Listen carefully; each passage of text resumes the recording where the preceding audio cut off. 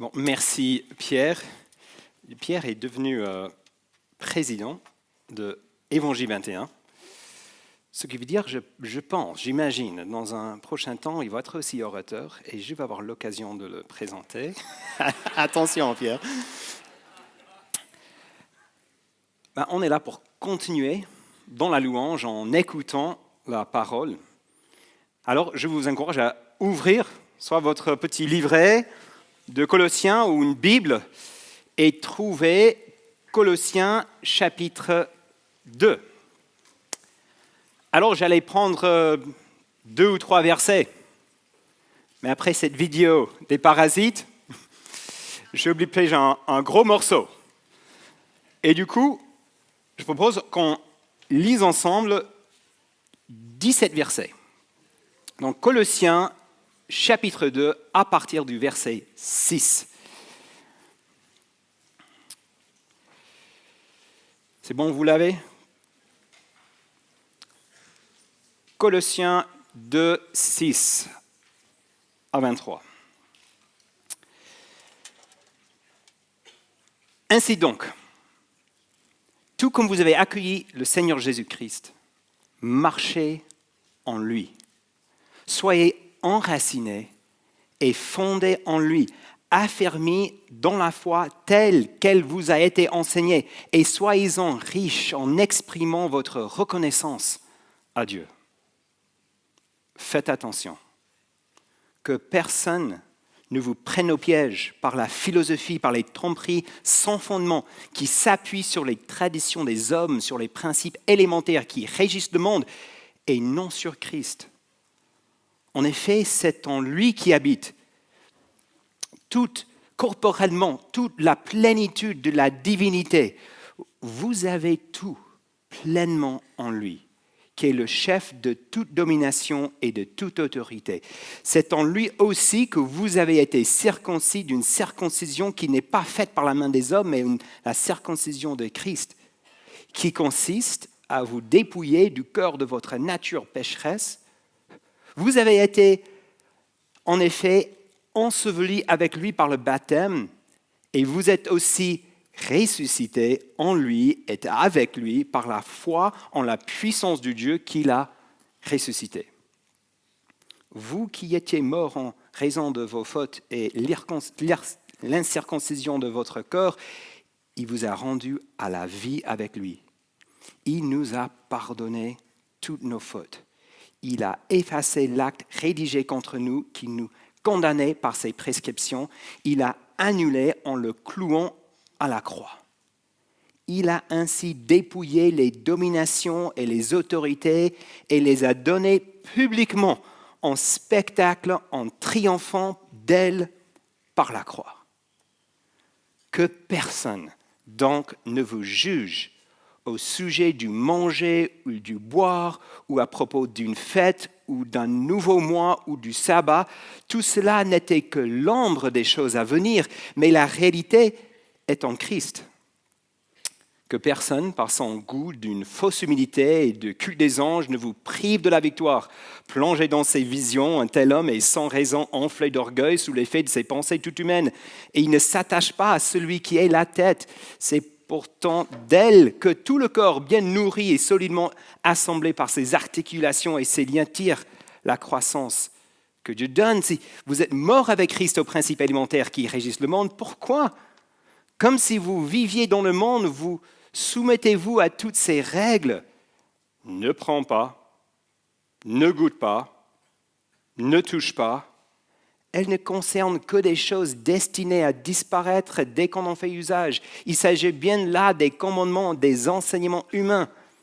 Ils ont en vérité une apparence de sagesse car ils indiquent un culte volontaire, d'humilité et le mépris du corps, mais ils sont sans aucune valeur et ne servent qu'à la satisfaction personnelle. La parole de Dieu.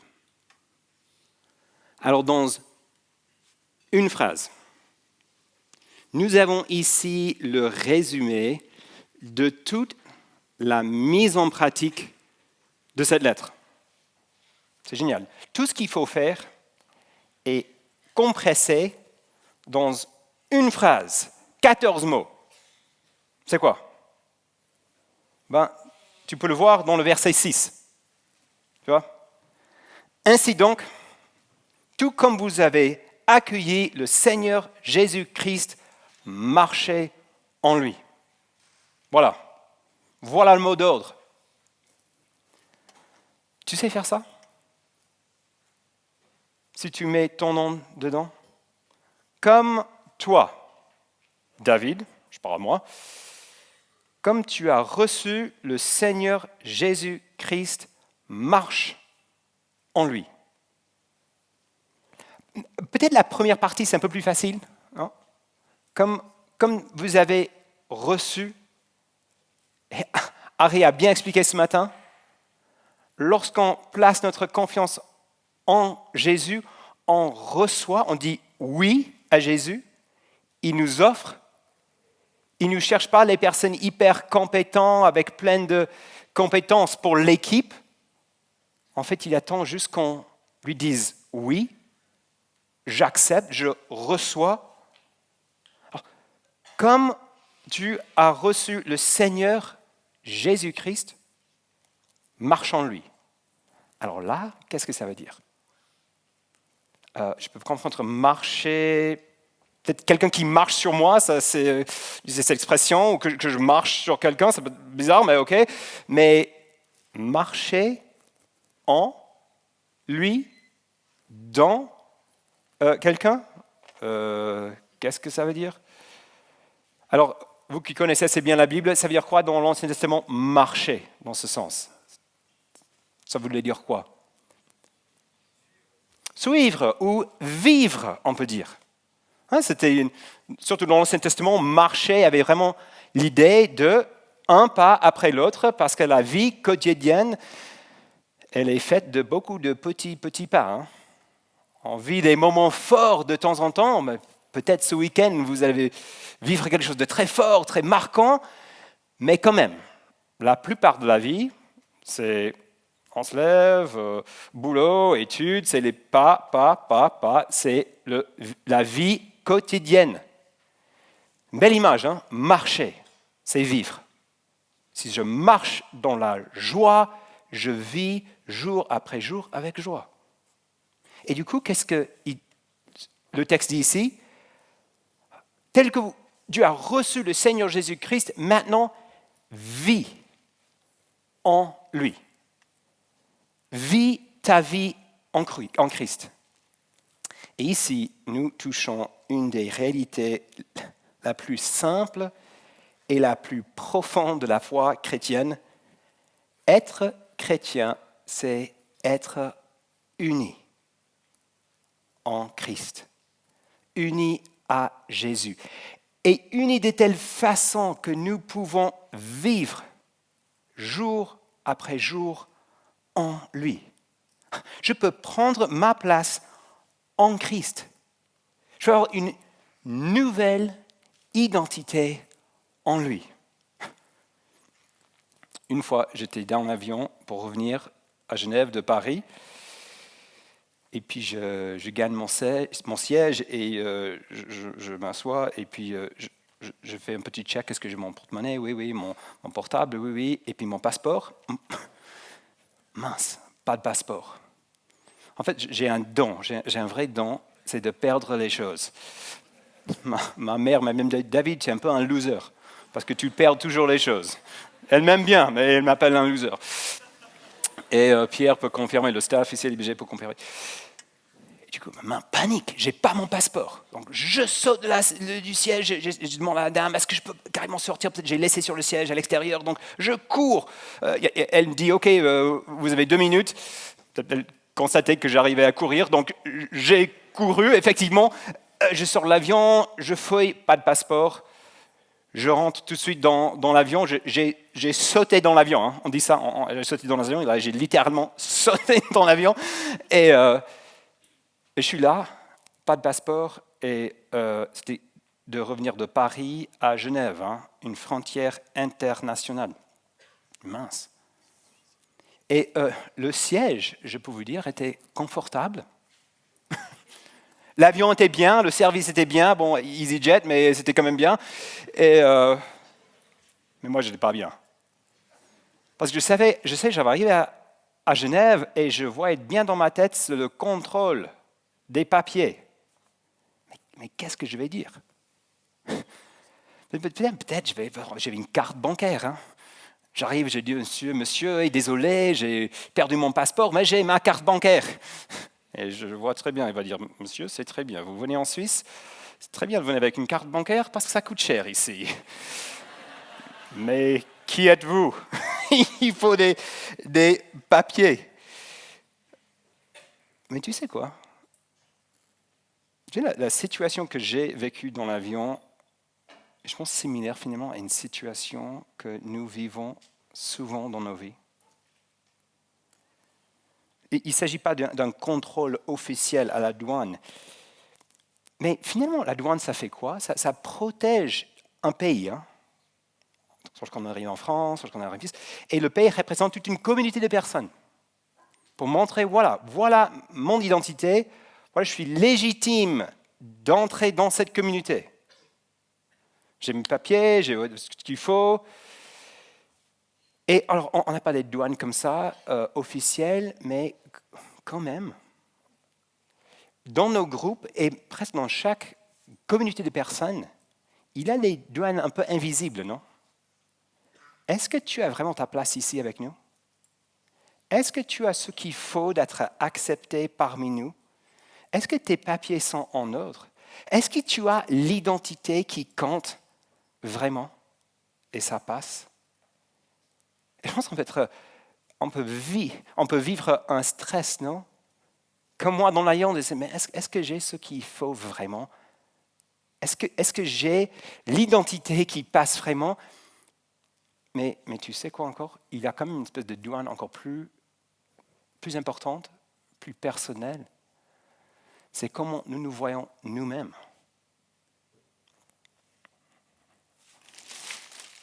J'ai un miroir ici. Et je veux dire, un miroir est pas mal, au moins d'avoir une image de qui on est à l'extérieur, non? Ça nous donne et ça m'aide à voir quel est. Moi, je vois un homme, c'est David, il a pris un peu trop de soleil, il y a des choses. Mais tu sais quoi? Il y a quelque chose de terrible qui est passé lorsque le péché est entré dans le monde. Parce qu'on cherche un miroir, mais pas simplement pour être content avec ce qu'on voit à l'extérieur, c'est important, on est d'accord, mais toute notre vie, toute notre identité. Qui suis-je fondamentalement? Et est-ce que j'ai une identité qui passe et qui est à la hauteur de ce que je souhaite au plus profond de moi? Mais tu sais ce qui s'est passé? Le péché est entré dans le monde.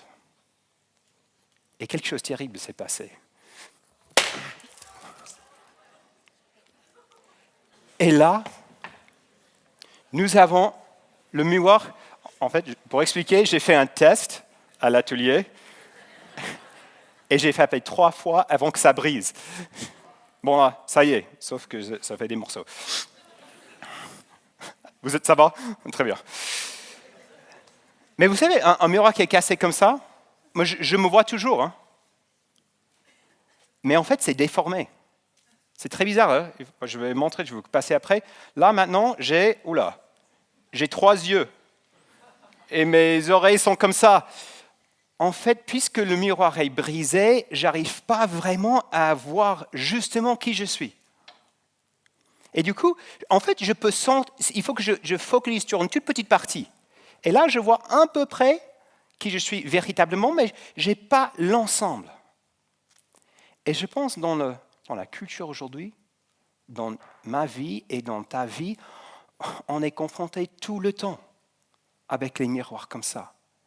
Et on cherche de dire, mais je veux savoir, est-ce que mon identité compte vraiment? Et tu sais, la bonne nouvelle dans ce passage, que Dieu a fait quelque chose par rapport à ce problème. Il est venu en Jésus-Christ et il nous offre quelque chose de nouveau.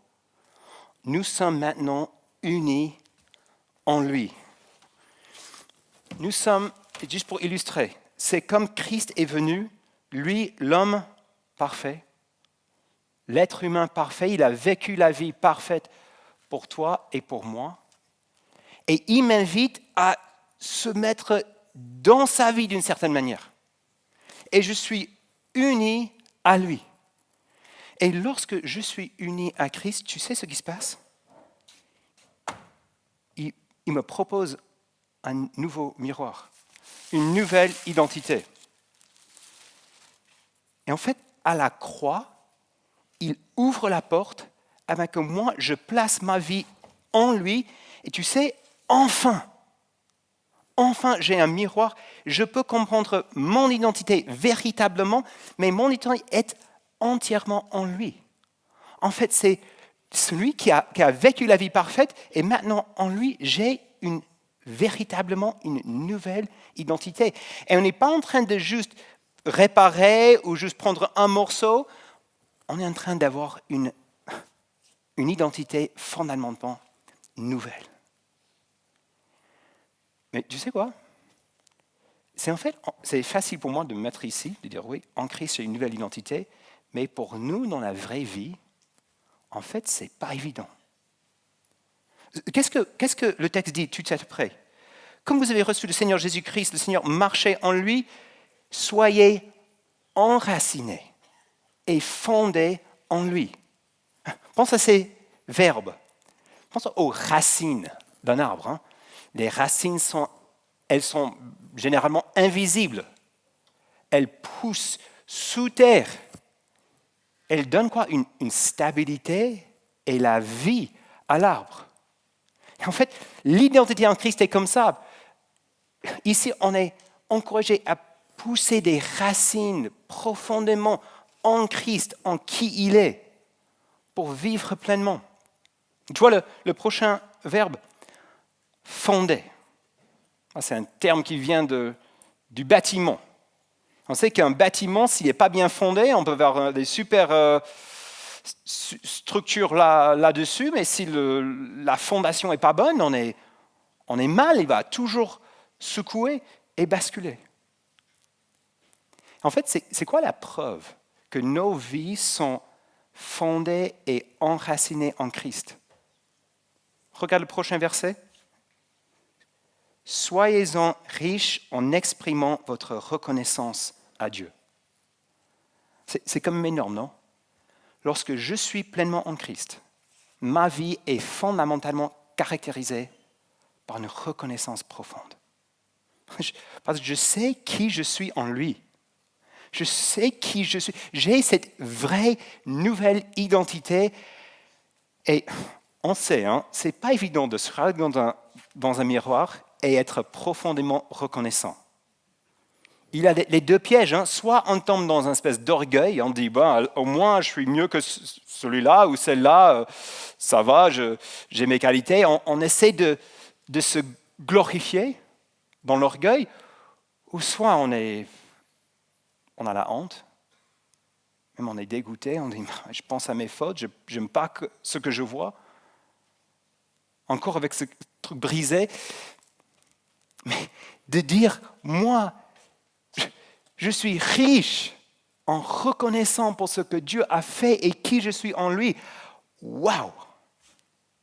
Alors il faut être enraciné et fondé. Mais ce n'est pas que ça. Hein. Et en fait, ici, dans l'église de Colosse, il avait des soucis. Et c'est pour ça que Paul dit, verset 8, tu vois ce qu'il dit? Faites attention que personne ne vous prenne au piège par la philosophie, par les tromperies sans fondement. Et le mot là, que prenne au piège, sont forts, même traduire prendre comme prisonnier. En fait, je pense que si l'église de Colosse existait aujourd'hui, si on modernise un peu ces verbes, il s'agirait des influenceurs, des TikTokers, ça se dit, les Instagrammeurs, qui ont un message de hashtag. En fait, on voit par la suite que Paul va utiliser certains mots, probablement c'est des mots que eux ils utilisaient, un peu comme les hashtags, les mots-clés. En fait, tout leur projet, c'est de dire, oui, en Christ, ok, c'est bien, vous êtes en Christ, mais ce n'est pas vraiment ici que tu vas vraiment arriver. Et il donnait des promesses, quelques hashtags.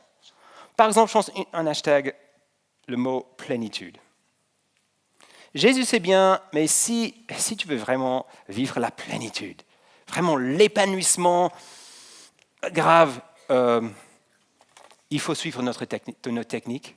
Il faut ajouter les choses à ce que tu as en Jésus. En fait, ça va bien ça, mais on a des projets ici de réparer, tu reviens et on va te proposer quelque chose pour vraiment vivre la plénitude. Un deuxième là, la puissance.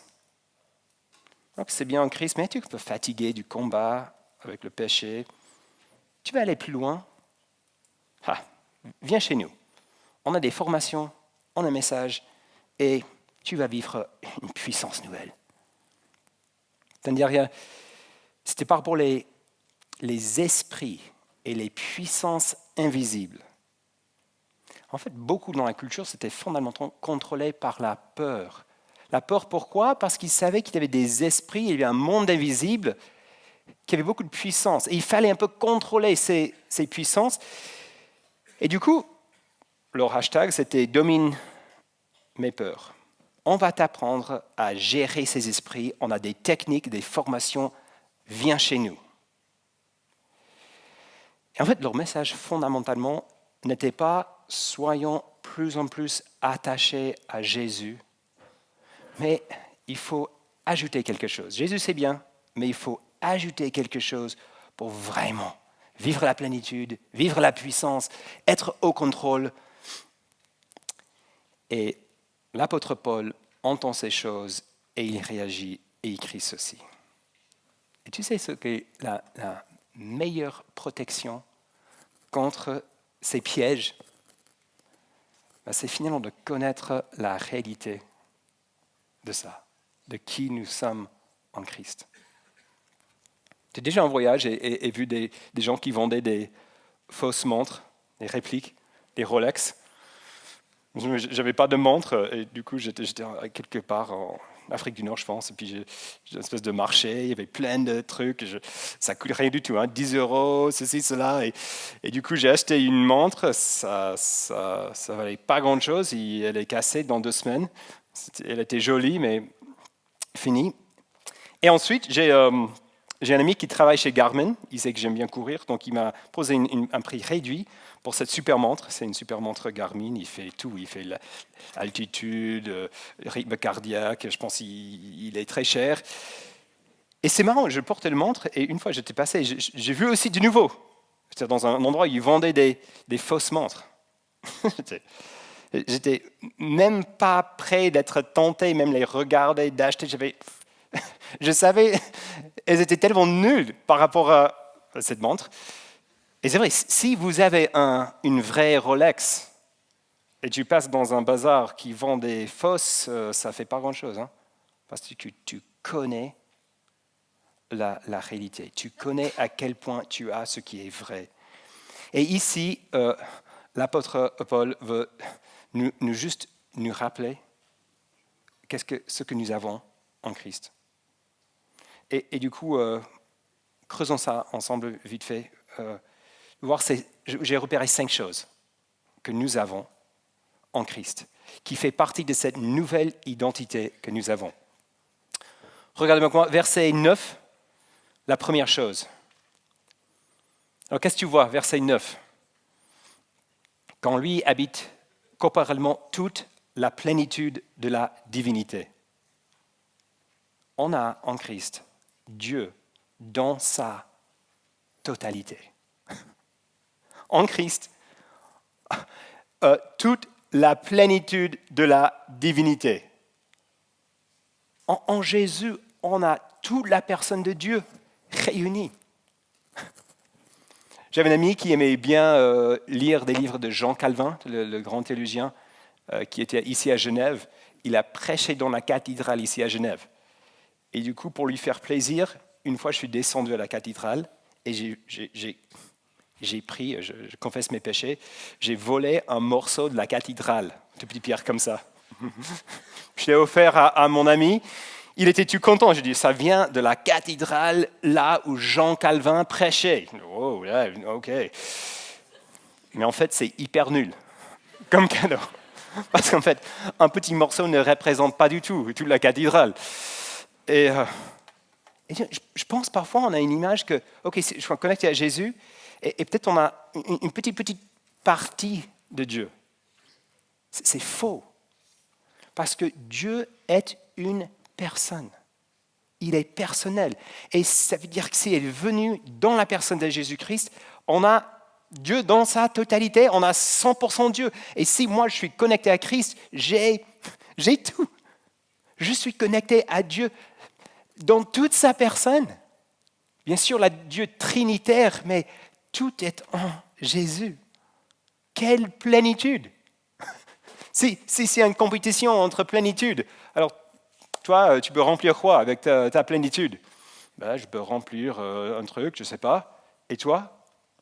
J'ai toute la plénitude de Dieu lui-même, celui qui a créé tout l'univers. Waouh! Deuxième chose, regarde le verset 10.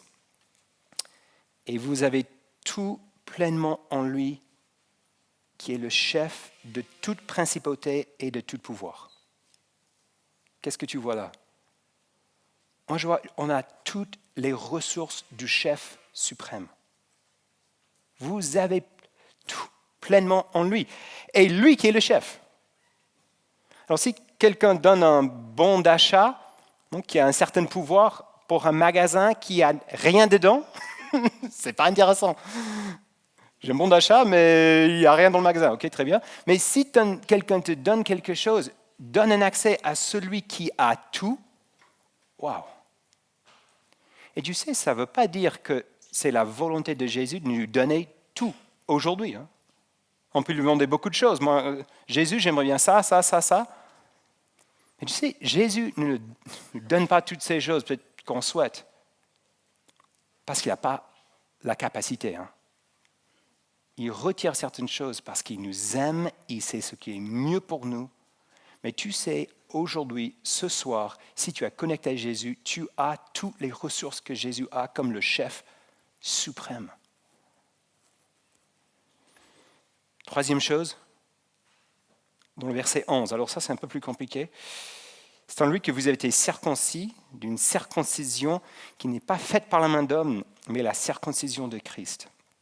Et ici, ce qu'on voit, c'est qu'en Jésus, nous avons une nouvelle histoire personnelle. Une nouvelle histoire personnelle. Parce que finalement, c'est quoi une identité? Parce que ce n'est pas juste mon nom. Mes parents auraient pu choisir un autre nom. Ou ma nationalité. Ou être même homme-femme, c'est important, mais ce n'est pas fondamentalement tout. Ça fait partie. Je pense que c'est intéressant, lorsqu'on commence à vraiment parler de qui nous sommes, on commence à raconter des histoires. Non? Quand tu racontes quelqu'un, hein, tu t'appelles comment, et puis mais si on veut vraiment faire connaissance avec la personne, on va commencer à raconter alors les histoires. Moi, j'ai grandi dans tel contexte, je fais ça, j'ai vécu ça, et puis plus on raconte ce qu'on vit, et en fait, c'est les histoires finalement qui font partie importante de notre identité. Et en fait, c'était comme ça pour le peuple dans l'Ancien Testament, les Juifs. Leur identité venait finalement d'une histoire, une histoire qui s'étalait sur plusieurs générations. Une histoire où Dieu est venu, il a parlé à Abraham, il a dit à Abraham, Abraham, je vais t'utiliser pour bénir toutes les nations de la terre.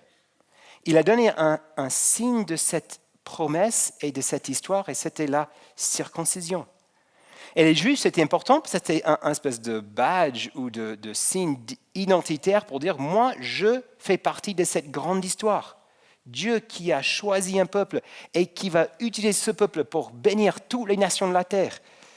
Et Dieu a choisi, c'est signe un peu curieux, de la circoncision. Mais tu sais quoi? Lorsque tu places ta confiance en Jésus et tu es uni à lui, tu as une nouvelle histoire.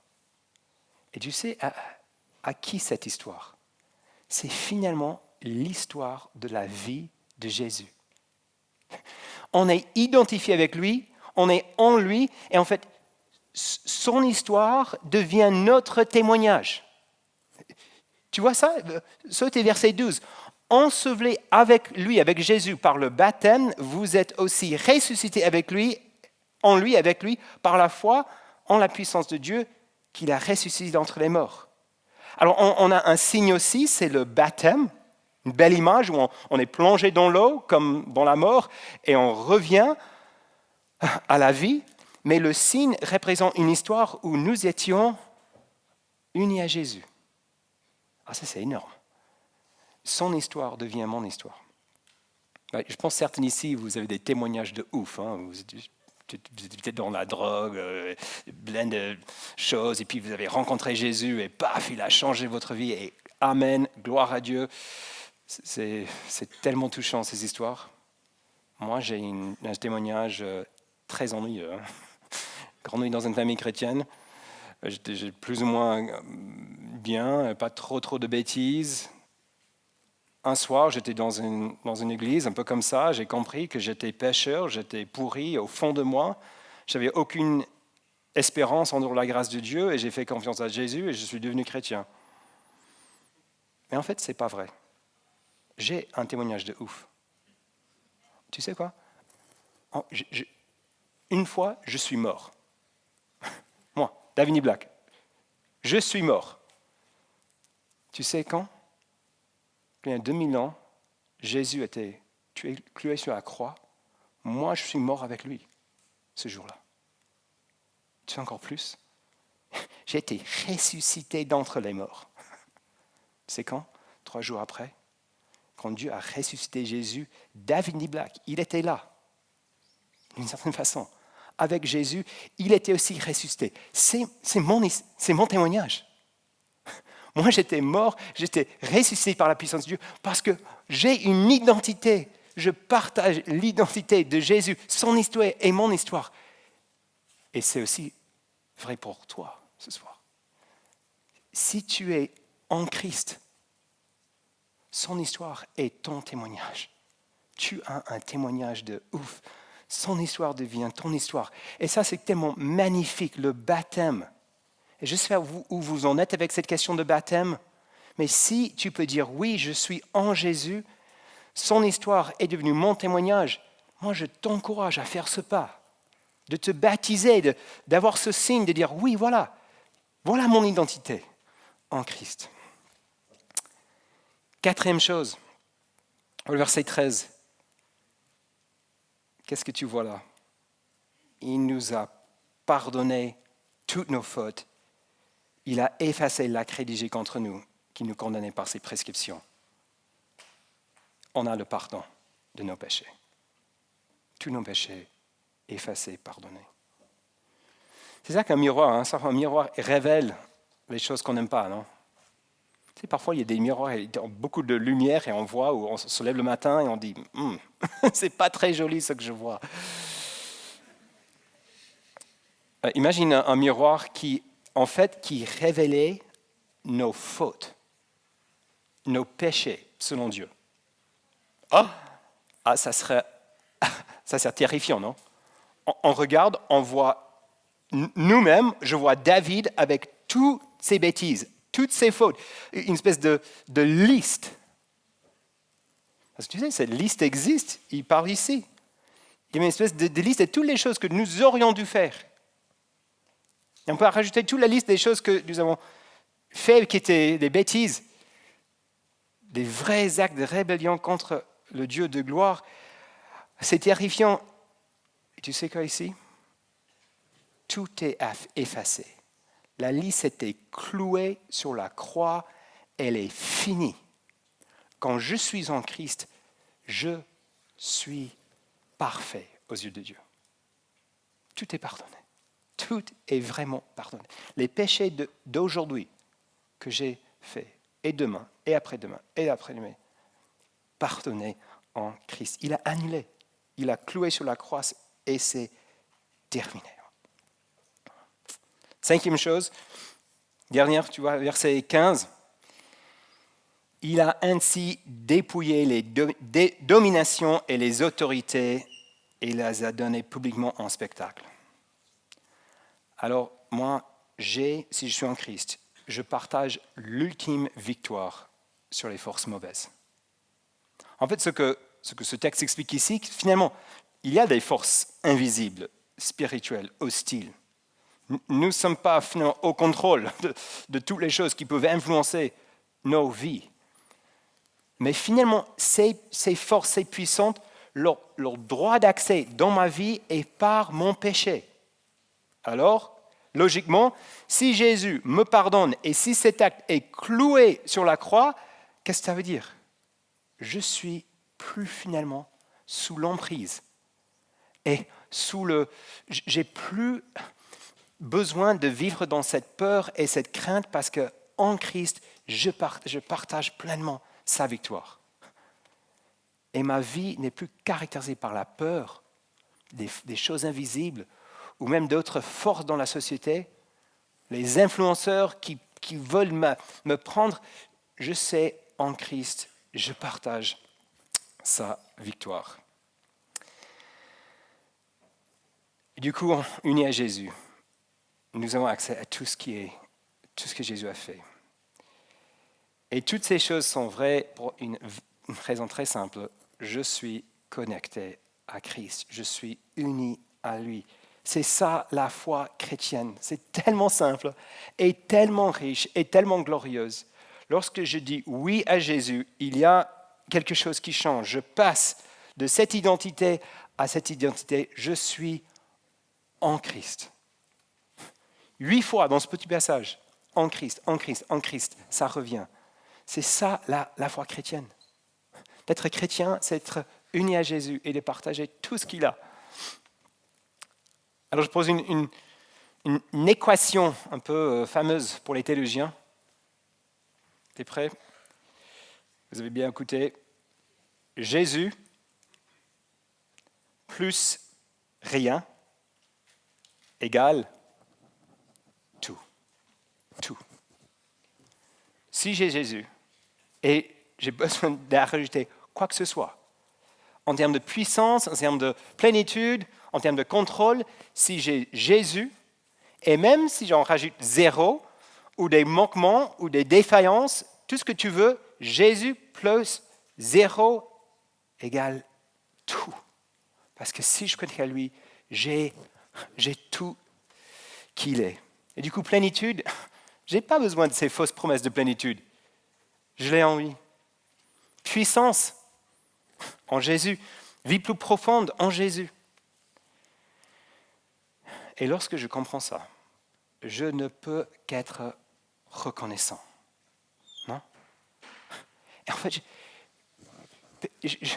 au lieu d'être jugé, de dire oh, il faut que je fasse ça ou pas, comme ça, j'ai une vraie liberté en lui. Et c'est pour ça que Paul il continue, il dit personne ne vous juge au sujet du manger ou du boire, du fête, du sabbat. Enfin, c'est des choses qui veulent dire ah, c'est bien Christ, mais la vraie identité est en dehors. Il faut que tu fasses certaines choses. Et du coup, comme en conclusion, on regarde vite fait ces 3 pièges. On a vu déjà les promesses, mais maintenant c'est les pièges très concrets qui existaient à Colosse et qui existent pour nous aujourd'hui, qui souvent veulent nous amener en dehors de tout ce que nous avons en Christ. Assez rapidement, premier piège, c'est mettre en pratique la Bible sans une relation avec Jésus, sans aucune pensée par rapport à l'union que j'ai avec lui. Alors, et il y avait des gens à l'époque qui disaient, oui, Jésus c'est bien, mais pour aller plus loin, maintenant, on va vraiment parler du concret, il faut mettre en pratique certaines choses que nous trouvons dans l'Ancien Testament, notamment les fêtes, les sabbats, les choses comme ça. Et vous voyez dans le verset 16, alors que personne ne vous juge au sujet du manger ou du boire, une fête ou du sabbat. En fait, il disait, ouais, ok, c'est bien, mais si tu veux vraiment être l'auteur, il faut que tu rajoutes quelque chose. Hein. On a découvert une fête, la fête des tabernacles. On a commencé à le faire. Ah, mais c'est extraordinaire. On vit une telle richesse, on sent que Dieu est tellement près de nous. Et si tu ne le fais pas, tu sais, tu es un peu un chrétien au premier niveau. Et si tu veux vraiment grandir, venez avec nous. On va fêter ces fêtes qu'on a trouvées même dans l'Ancien Testament, et c'est biblique, et c'est dans la Bible. Et Paul dit ici, attention. Attention, parce que finalement, au lieu d'être enraciné et fondé en Christ, cette idée vous amène plus loin de lui. En fait, c'est vrai, Dieu a donné ces choses dans l'Ancien Testament, mais elles étaient comme quoi? Regarde verset 17. Tout cela n'était que l'ombre des choses à venir, mais la réalité est en Christ. Si quelqu'un est perdu en mer pendant des heures, il se fatigue et il voit une ombre d'un avion qui passe, il est heureux. Hein? Mais ce serait très bizarre s'il donne plus d'attention jusqu'à l'ombre qu'à ce que l'ombre représente, notamment l'avion de secours qui arrive pour le sauver. C'est très bizarre de séparer l'ombre de la réalité, mais c'est exactement ce que ces gens faisaient. Alors, je ne suis pas sûr qu'on est tenté aujourd'hui de fêter les fêtes dans l'Ancien Testament, hein, peut-être. Mais on peut quand même, non, vouloir mettre en pratique des choses qu'on trouve dans la Bible, mais finalement, il n'y a pas un lien avec notre vie en Christ. Tout est centré ici. Et oui, il y a des choses à faire. Ce que Dominique va nous expliquer demain, que oui, avec Christ, il y a une nouvelle vie qui implique certaines choses. Mais c'est en Christ. Et ici, il voulait mettre là en pratique la Bible, mais sans Jésus. Premier piège. Deuxième piège, regarde verset 18. Que personne, par son goût d'une fausse humilité et de culte des anges, ne vous prive de la victoire. Plongez dans les visions, etc. Alors ce piège, c'est d'exiger les expériences spirituelles extraordinaires. De dire, ok, si tu as Christ, c'est bien, mais si tu veux vraiment aller plus loin, il faut que tu vives quelque chose. Il faut que tu aies des expériences, mais fortes. Et en fait, apparemment, il y avait une humilité, peut-être il faisait des pratiques, il faisait des espèces de jeûnes ou des veillées de prière toute la nuit. Je pense que c'est pas mal. Hein. Les étudiants ici, ils ont fait ça plusieurs fois. Ils ont prié toute la nuit. Donc on se reste debout et parfois on est fatigué. Tu imagines, on rajoute un jeûne. Ce qu'à ma connaissance, les étudiants n'ont pas fait, mais on rajoute un jeûne. Et du coup, tu sais, après toute la nuit, on n'a pas mangé. Et puis peut-être on met la musique à fond de louange et on peut peut-être vivre une expérience forte. Mais d'être un peu plus sérieux, je ne suis pas en train de dire qu'il n'y a pas la place pour les expériences avec Dieu. Moi, quand j'avais 18 ans, j'ai eu un rêve très fort. Et le lendemain matin, j'étais dans un rassemblement. Le prédicateur, il parlait exactement ce dont j'avais rêvé. J'étais bouleversé. Et c'était très, très fort. Et je sais d'autres, on a eu des témoignages, même ici, j'imagine des personnes où peut-être tu as ressenti l'amour de Dieu d'une manière tellement forte que tu sentais dans ton corps. C'était des expériences fortes. Dieu peut donner des choses comme ça, je suis convaincu. Alors, mais quelle est l'attitude d'avoir? Si on reçoit quelque chose comme ça, c'est d'être reconnaissant. Merci Seigneur, ça m'a aidé, ce rêve que j'ai eu, ça m'a aidé quand j'avais 18 ans. Mais, si on dit, celui qui est en Christ, mais qui n'a pas eu une expérience comme ça, il est au premier niveau, il n'a pas vraiment arrivé. Et c'est nous qui sommes dans le club des expériences fortes qui finalement sont vraiment les chrétiens qui sont arrivés. Ça, c'est grave. Ça, c'est de dire ici, en fait, regarde ce que Paul dit ici. Une telle personne est sans raison, enflé d'orgueil, sous l'effet de ses pensées humaines. Il ne s'attache pas à celui qui est la tête. C'est une personne décapitée. Ma sœur habite en Afrique et puis tous les poules, pour le repas de temps en temps, elle m'a dit qu'effectivement, si tu coupes la tête d'un poulet, il commence à courir. Tu vois que je ne viens pas de la campagne. Mais pour moi, c'est vrai, hein, quelqu'un confirme. Et voici un tel homme qui exige des expériences extraordinaires et fortes pour vraiment arriver sans sont restés enracinés et fondés en Christ. Et dernier piège, c'est remplacer Jésus par une vie de règles.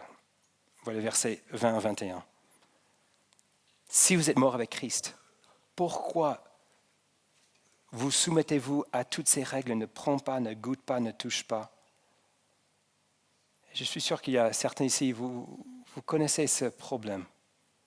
On commence avec une vie riche, unie à Christ et tout ce que nous avons en lui. Mais petit à petit, des bons principes, des idées sages deviennent un peu les règles.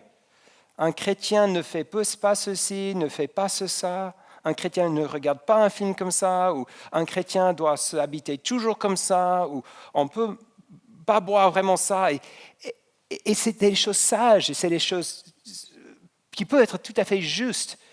Mais ça devient vraiment le fond. Et ensuite, ça devient, au lieu des principes de sagesse, ça devient des règles. Et ensuite, il n'y a vraiment plus de Jésus et toute la vie est que ça. Et l'identité, c'est est-ce que je suis un chrétien? Est-ce que je fais ceci? Est-ce que je fais cela? Je fais ça, ceci. Et c'est tout, c'est ne touche pas, ne prends pas, c'est ma foi chrétienne. Ça se résume à ça et c'est une tragédie. Je pense que ces pièges existaient pour les Colossiens, ils existent aussi pour nous. Et juste, je veux conclure avec ça, de vous inviter chacun à prendre ta place en Christ. Soyez enracinés, affermis, fondés en lui, toujours remplis de reconnaissance. Tu as une nouvelle identité. Et cette nouvelle identité change ta vie personnelle. Tu peux te regarder dans la personne de Christ et dire voilà qui je suis. En Christ, j'ai tout ce qui est à lui. Et lui est en train de me changer. Et un jour, je vais partager sa gloire moi-même. Je suis une nouvelle créature. Et si ça change nos relations. Parce qu'on est toujours en train de vérifier si mon passeport marche ou si je suis accepté par mes amis. On est finalement en train de traiter tous nos amis comme une douane pour valider notre identité et ça peut pourrir très vite les relations. Mais si je sais qui je suis en Christ, ça me libère de vivre mes relations avec une confiance au fond de moi, avec amour, avec grâce. Alors, je vais inviter l'équipe louange. On va poursuivre avec une soirée louange.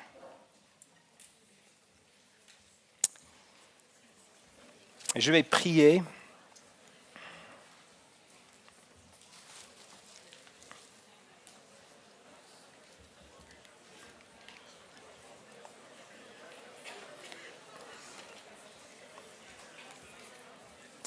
Et ensuite, on va chanter.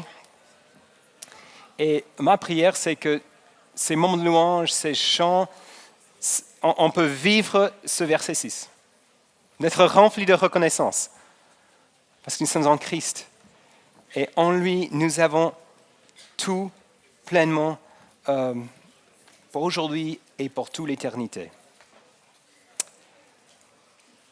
Prions ensemble. Oui, Jésus, merci. Merci, merci pour tout ce que tu as fait pour nous. Merci pour ce privilège d'être unis à toi et de découvrir une nouvelle identité et de pouvoir prendre notre place, pas en tant que les faibles ou juste les personnes que nous sommes, mais les personnes qui partagent ton histoire. Seigneur, merci pour mes frères et sœurs ici, pour chaque jeune. Et je sais pas ce qu'ils vivent, c'est parfois des questions d'identité sont compliquées. Et j'ai pris que par ton esprit, tu puisses éclairer, encourager, fortifier. Et que chacun puisse vraiment prendre leur place selon les œuvres, les bonnes œuvres que tu as préparées pour eux. Et maintenant, Seigneur, sois avec nous pour ces moments de louange, par ton esprit. Et que nous puissions t'offrir toute cette reconnaissance authentique parce que nous sommes unis à toi. Amen.